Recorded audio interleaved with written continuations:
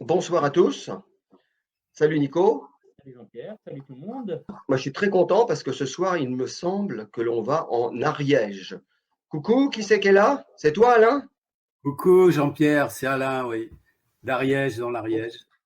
Je suis dans ma petite maison d'Ariège. T'es dans ta petite maison en paille? Oui, monsieur. Ah ouais, Oui, ma petite maison en paille.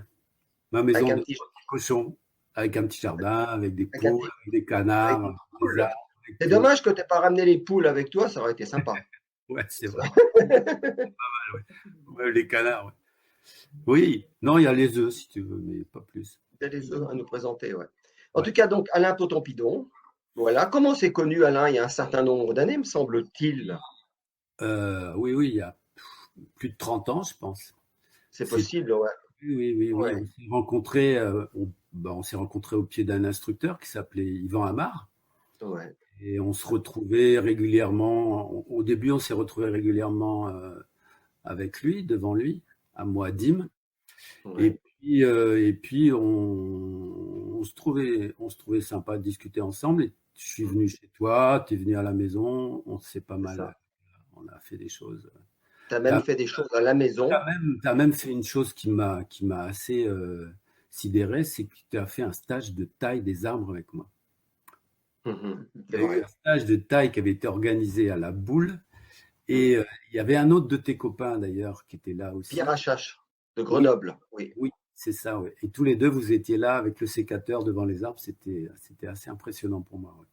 Ouais. Ouais. Tu te rappelles, on va juste, on va venir aux arbres après, parce que vous Ouais. l'aurez compris, Alain est un bienveillant avec ses frères arbres.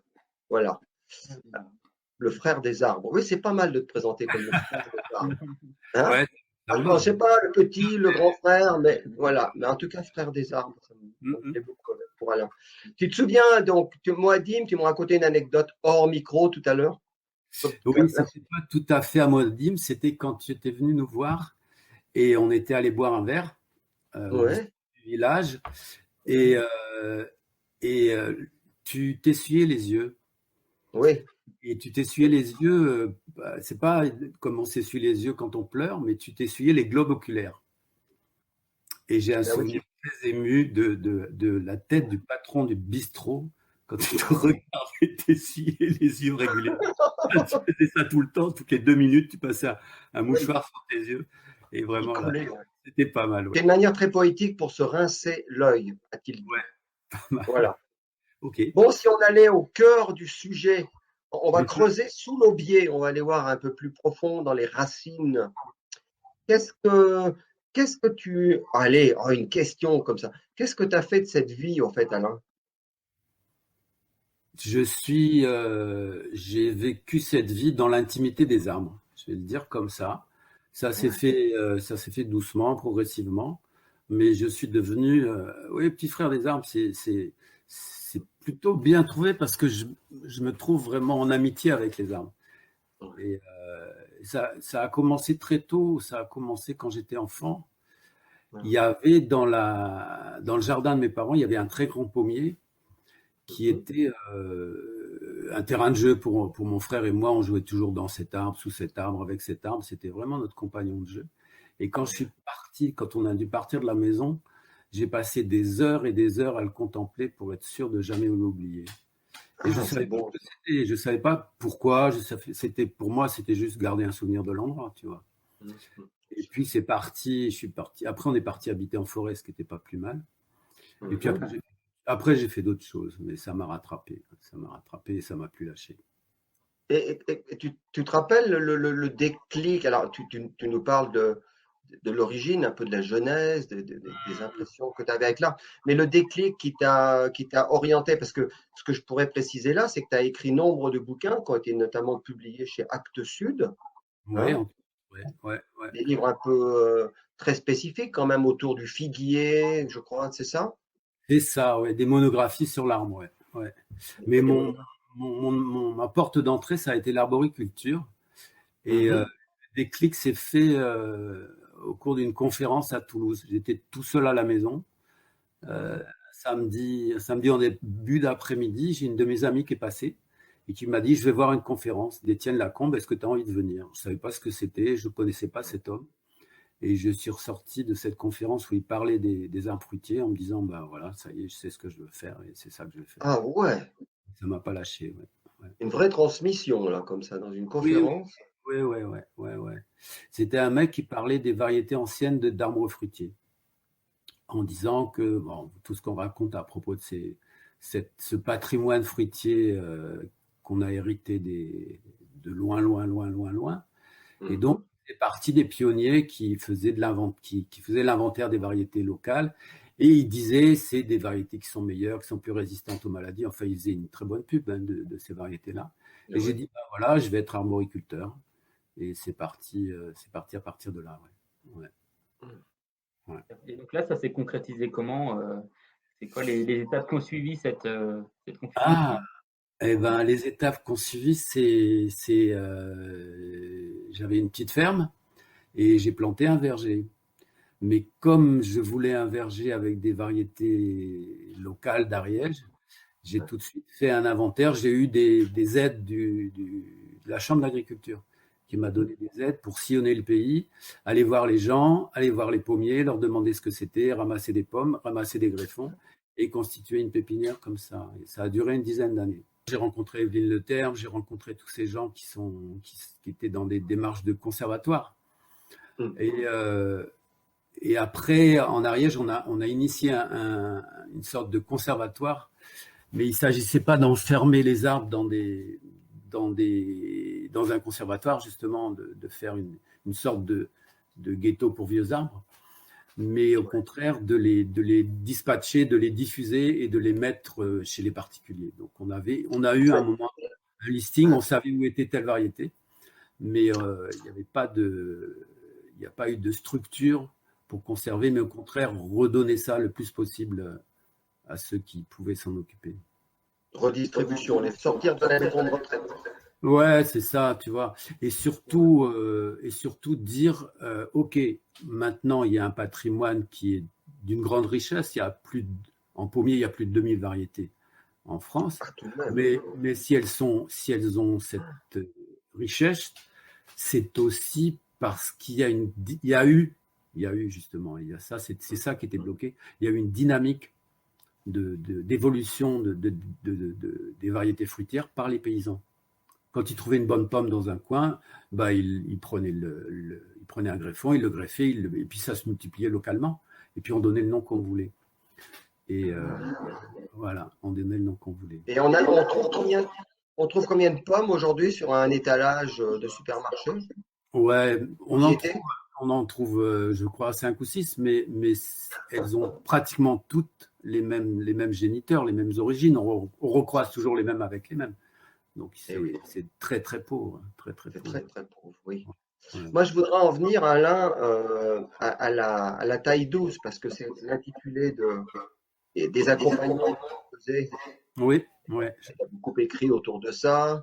Donc, j'imagine que si tu parles de taille douce, ça veut dire que tu as décelé, tu as compris qu'il y avait un irrespect dans la taille des arbres.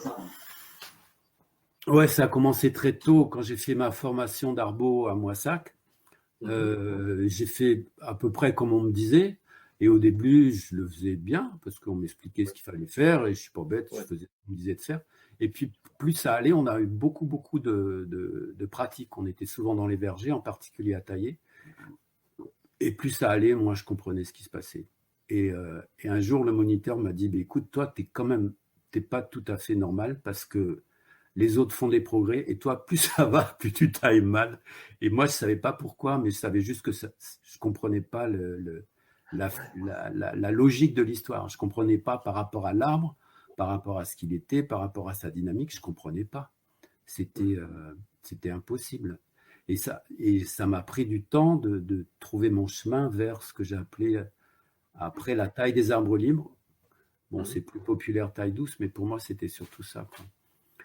Donc, tu peux nous donner un exemple, les gens qui connaissent rien, de dire c'est quoi la différence entre la taille douce ou la taille des arbres libres et la taille mécanique que tout le monde pratique?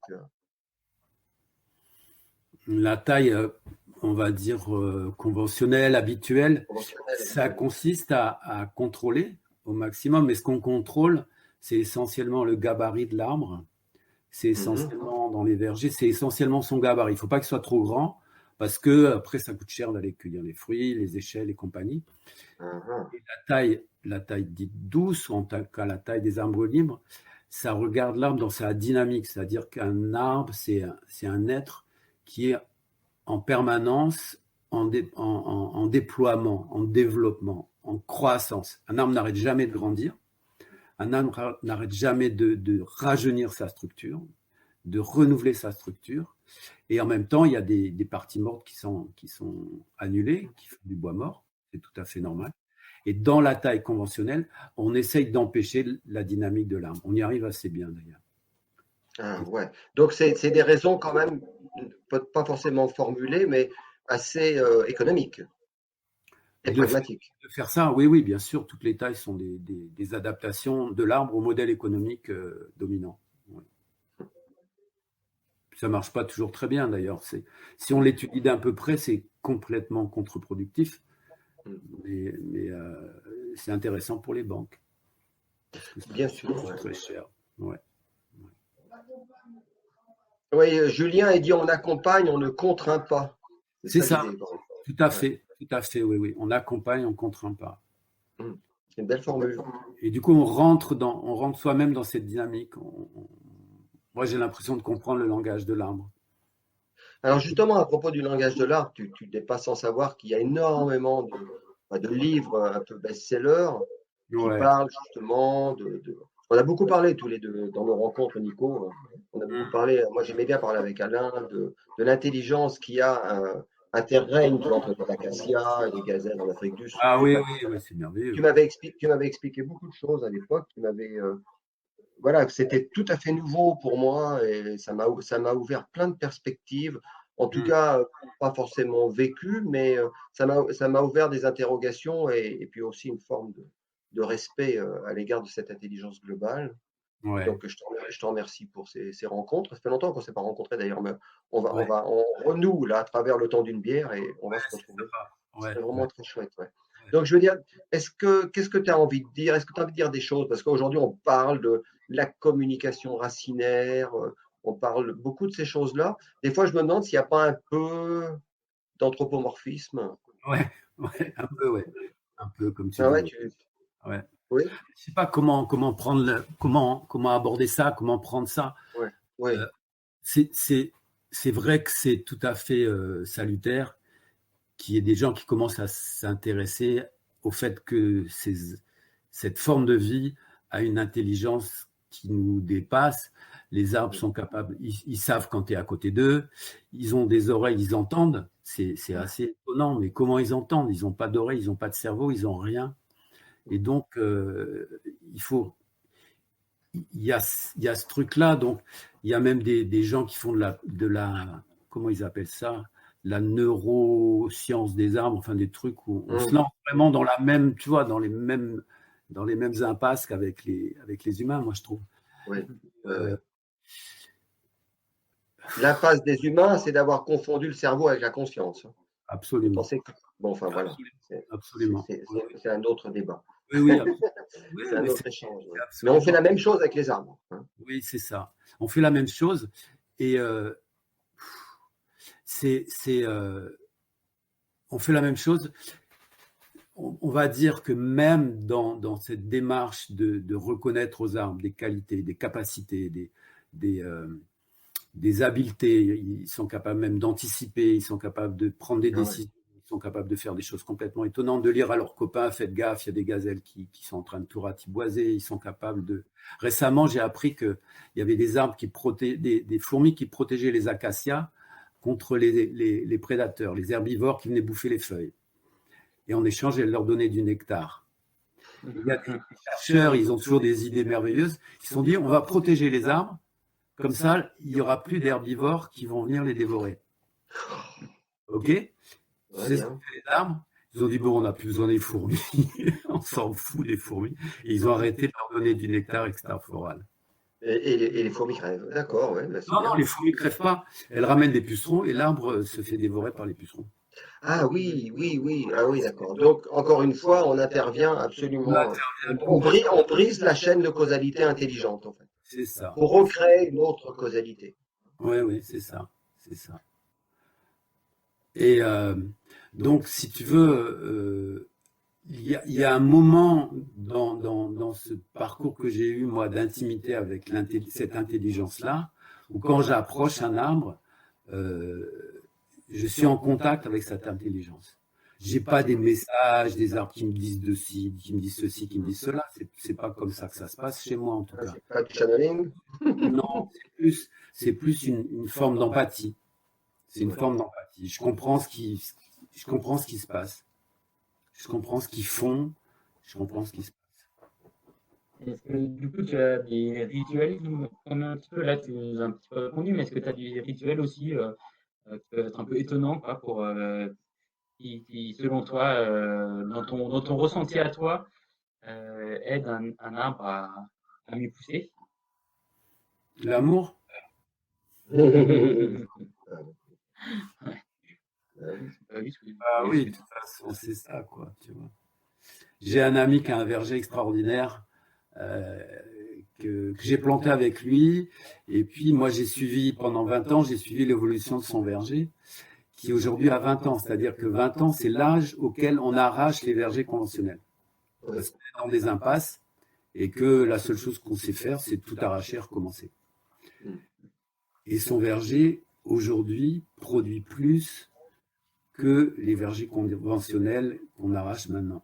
Alors qu'il ne fait rien, il n'y a pas de traitement, il n'y a pas de taille, quasiment pas. Je m'engueule un peu avec lui parce que moi, j'aimerais bien les tailler, ces arbres. J'aime bien faire ça.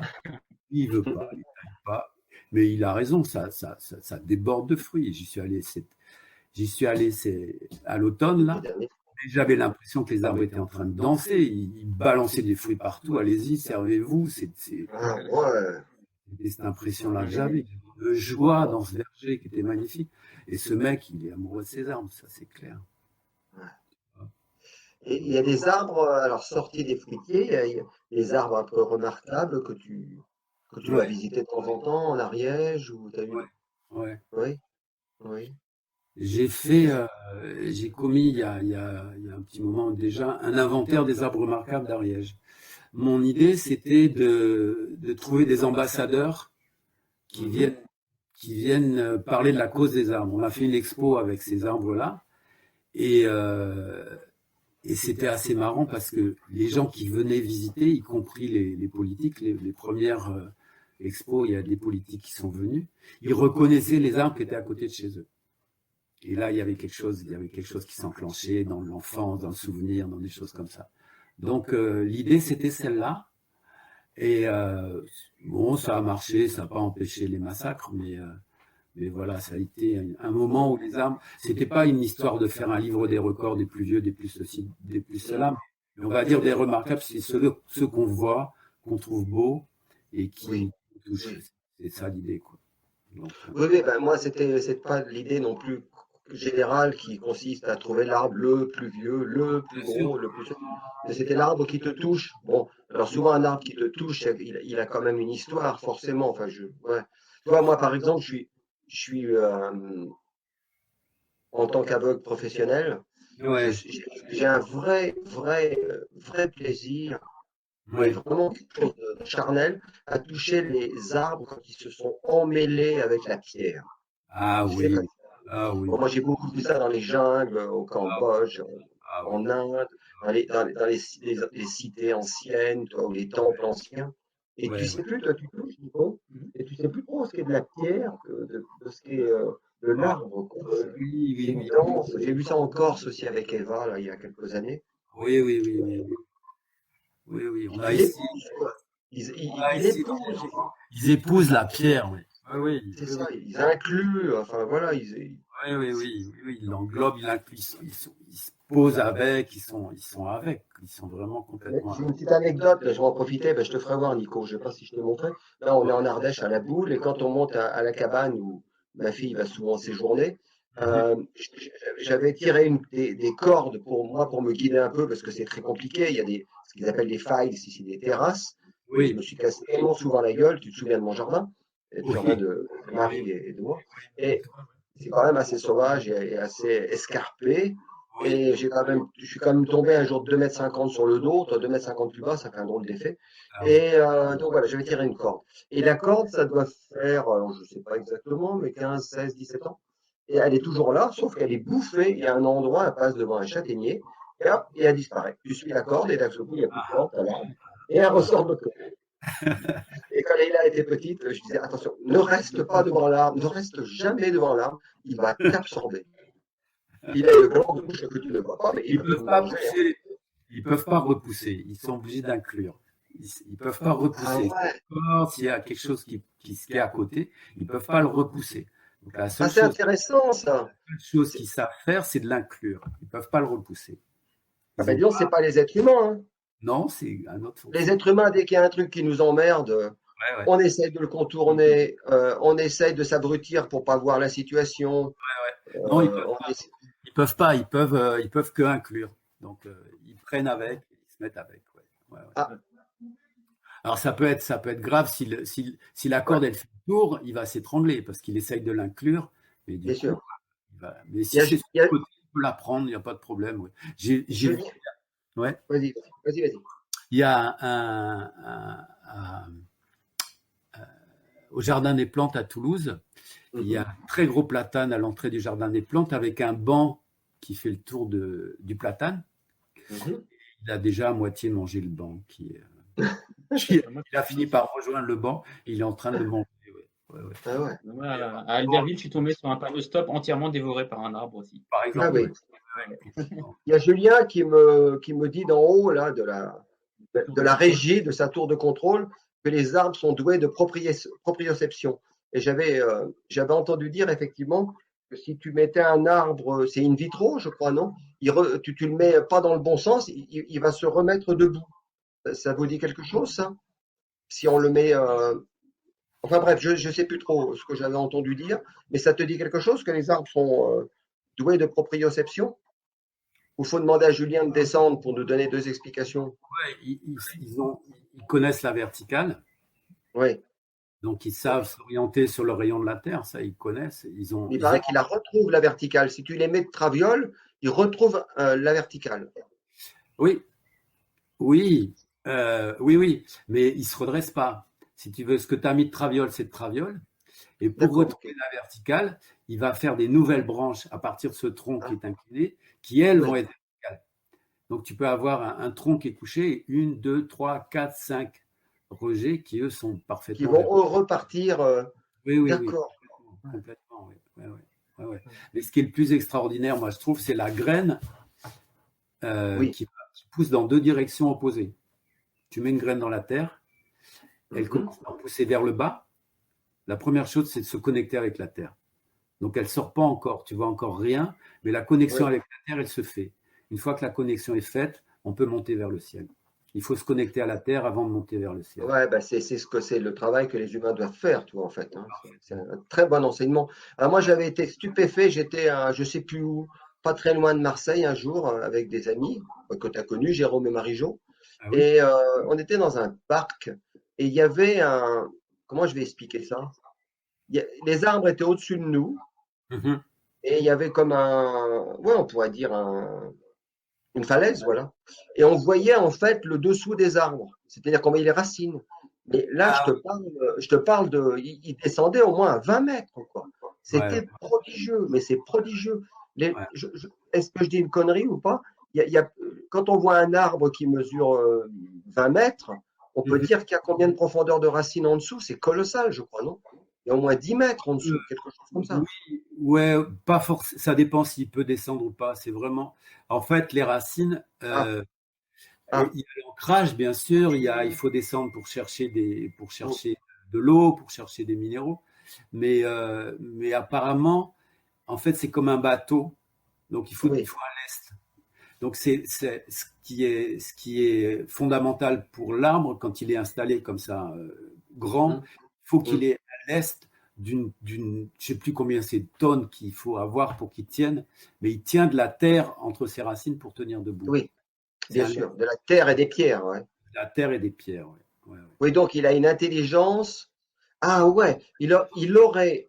Alors voilà, dans ce que je comprends, Alain, on n'a plus beaucoup de temps, on est au bout de l'émission presque, c'est incroyable. Ouais. Il aurait l'intelligence de trouver le poids nécessaire qui va l'ancrer en terre pour pouvoir supporter sa corporalité externe. Il a une proprioception, alors je ne sais pas ce que voulait dire Julien, mais Ouais. il a conscience de la pression du vent à la fois dans les feuilles et sur l'ensemble. C'est-à-dire qu'il y a une corrélation entre comment ça bouge en haut et comment les racines vont grandir. Si on fixe un arbre avec un poteau pour l'empêcher de bouger, ses racines sont beaucoup moins grandes. Et un arbre qui se fait balancer par le vent, il va faire beaucoup plus de racines. Ouais, il dit qu'il a la conscience de la configuration de son propre corps dans l'espace. Ouais, Alain, avant de se sauver, moi, je ne voudrais pas me sauver comme un. On pourrait rester longtemps, même faire une deuxième émission, pourquoi pas, dans l'avenir. J'aimerais bien. Tu as écrit 2 derniers bouquins. J'aimerais bien que tu nous les nommes et peut-être même que tu nous sortes un petit poème ou quelque chose, si tu veux bien. Si tu les as sous la main. Ouais. C'est quoi tes 2 derniers livres? Le dernier, c'est celui-là, il s'appelle La taille des arbres libres. Ok, donc c'est un livre un petit peu, sur la un peu taille. technique. Oui, mais c'est un livre technique chez un éditeur peu technique, qui est le mouvement de l'agriculture biodynamique, qui m'ont laissé complètement libre. Donc j'ai raconté des histoires, il y a des légendes, il y a un mélange entre la symbolique, la technique, parce que je suis aussi un bon technicien, et ça j'ai adoré faire ça avec eux. Ouais. Okay, et donc, le poésie s'appelle Nous. Qu'est-ce que je vais vous lire? Un petit poème. Nous, ça c'est beau. Nous. Voilà, c'est hop là, avec des encres d'une amie qui m'a fait des très belles encres. Je connais que des poètes. Hein. Ah, bah oui.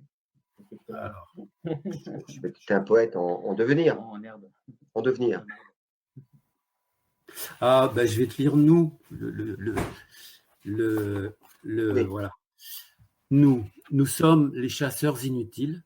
Nos arcs sont vermoulus. Le gibier a déserté nos plaines. Nos territoires de chasse meurent sous le béton. Nous sommes les guerriers égarés. Nos armes gisent à nos pieds. Nos yeux remplis d'effroi disent l'horreur des batailles. Nous sommes les pasteurs sans bétail. Nos prairies sont grillagées. Et nos troupeaux s'étiolent entre les barbelés. Nous sommes les coureurs des bois de l'Amazonie dévastés. Nous sommes les aèdes sans épopée. Nous sommes les desservants de cultes désenchantés. Les aventuriers égarés, les princes à jamais déçus. Les vaincus. Et pourtant, nous, les volontaires, les naufragés volontaires, les poètes réfractaires, les inventeurs du monde, les amants de la liberté, les courtisans de la vie indicible, les gardiens de la terre. Nous relevons le défi, et nos cœurs endeuillés tissent la trame du devenir. J'ai presque une larme de bière qui descend. C'est très beau, Alain. À ta santé, Jean-Pierre. À ta Moi, santé, c'est pas Alain. la bière, mais c'est. Je suis plutôt un buveur de vin. À ta santé. À la nôtre, à nous. À un nous, arbre, oiseau, soleil. Oui, tout ça, ça en fait partie. À tout. Ouais. Ben merci, Alain. Là, je sais pas, c'est très très étonnant, mais c'est vraiment étonnant ce que je vais dire là. Enfin, il me semble, je sais même pas comment je vais le dire, mais j'ai l'impression d'avoir ton regard. Je vois rien a priori, fiché dans le mien. Il y a une connexion, une connexion pas distancielle. Je suis ravi, je suis vraiment content d'avoir passé ce moment avec vous. C'était et puis ça s'est fait tout seul, effectivement. Il y a Julien qui crie, c'est trop court, mais moi aussi, Nico, je pense aussi. Bien sûr, mais il faudra penser à l'idée de faire plusieurs épisodes des fois. Ouais, tout à fait. D'accord. Ouais, on peut s'organiser. Ouais. On fera ça. Bon, les amis, vous avez le droit de partager nos émissions et surtout, moi, je ne peux que vous recommander. Tu n'as pas un blog, un site, un bazar comme ça? Ça va venir. Ça va venir. J'y travaille depuis des années, mais ça avance pas. Je n'osais pas te le dire, mais j'ai cru. Bon. Et j'y travaille, ouais. Si, j'ai mis quelques vidéos sur Internet, oui. D'accord. Comment on peut trouver tes livres, demande Nico? Nous, on peut le trouver chez l'éditeur qui est moi-même. Donc là, on peut le demander en m'écrivant à mon adresse mail. Tu peux la. Donne-la cette adresse. Tu peux la citer, puis Ouais. Ouais, et le livre, il vaut 12 euros et je sais pas combien ça vaut les frais de port. Bon, voilà. Ça, c'est. Ouais. Et la taille, c'est chez au MABD, mais je t'enverrai le lien. Oui, Après, ouais, Julien les mettra. il y a les bouquins chez Actes Sud, donc le figuier. Il y a celui-là sur le figuier, il y en a d'autres. Et puis il y en a un dont on n'a pas parlé, qui est chez un éditeur qui s'appelle comment déjà? Gulfstream, qui s'appelle Les plantes qui puent, qui pètent et qui piquent. On aurait dû commencer par ça, on aurait accroché plus de monde. C'est un livre pour les enfants et qui marche très bien. Oui. Oui. Ah, je suis très content de finir la vidéo avec ça parce que je viens d'entendre tes poules. Mais vraiment. Oui. Et oui. T'as pas entendu? Il y a le coq, on l'entend bien chanter. Ouais. T'es entouré d'un coq. T'es pas trop jaloux, ça va, au milieu des poules? Il n'y a pas trop de concurrence entre le coq et toi? Il est sympa celui-là, mais ça m'est arrivé qu'il y ait des coqs qui m'agressent quand je venais vers leur poule. Ouais. Bah oui. Ils n'aiment pas ça. Ils aiment pas ça. Ah ouais, c'est des frères, hein? Ouais.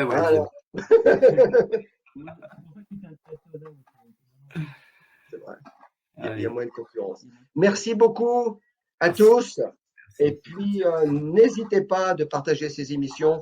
Moi, j'ai vraiment envie que mes amis, parce que là, ce ne sont pas nos amis, soient de plus en plus vos amis. On fait cette émission pour ça, puis aussi pour se rencontrer dans le réel dès que ça va être possible. Voilà. Merci à tous. Merci, je vous embrasse. Je vous embrasse. Ciao. C'était le temps d'une bière. It was a time for a pint. Fue el momento de la cerveza. Es war Bierzeit.